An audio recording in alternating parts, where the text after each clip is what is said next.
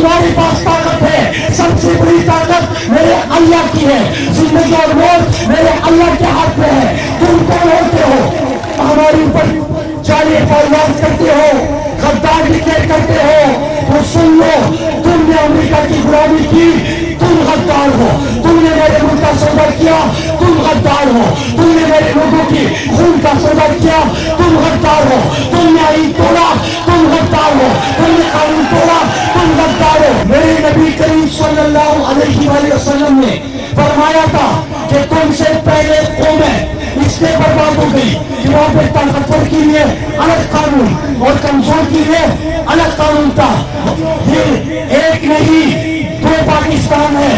हम इस निजाम को नहीं मानते, हम अमेरिका के गुलामों को नहीं मानते, हम इन गद्दारों को नहीं मानते। और मैं इन जर्नलों को बताना चाहता हूं कि तुम जो रोजाना कि इसको मार दो उसको मार दो, अगर जनरल फैसल का नाम है तो उसके ऊपर एफआईआर दर्ज करो।